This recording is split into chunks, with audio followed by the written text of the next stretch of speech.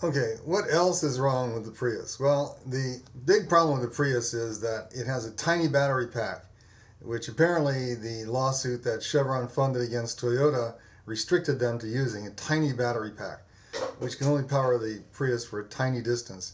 The overall problem is that Toyota put inside the computer a routine which stops you from adding batteries.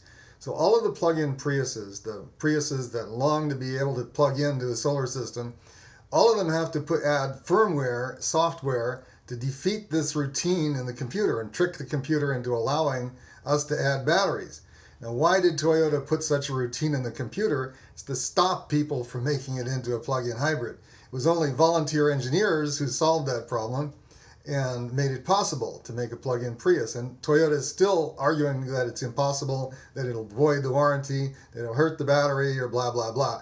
But it works fine.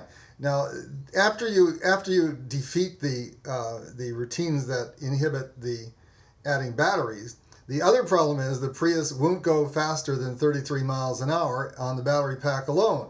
Even though the motor is powerful enough to power it to 80 miles an hour, the engine comes on at 33 miles per hour. And that's built into the computer, and it's very difficult to defeat that routine. Toyota could defeat it very easily. But that's, one of the severe problems is you can't drive on, like my RAV4 EV, you can't drive it on electric power alone at normal highway speeds. You have to only drive it around like a golf cart, which maybe that's what they meant. The last problem is that the catalytic converter, when it's cold, the engine comes on to warm that up. So even at low speed, if your catalytic converter is cold, the engine comes on. Of course, if you have a real EV, you don't need to run the catalytic converter because you're not going to run the engine until the battery's way down. So you'd run the battery until it's down, and then you'd run the genset to drive for any further distance.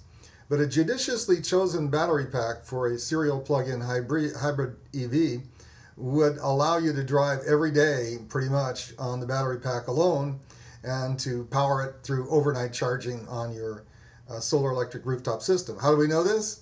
There's hundreds of people that are doing it right now, including us.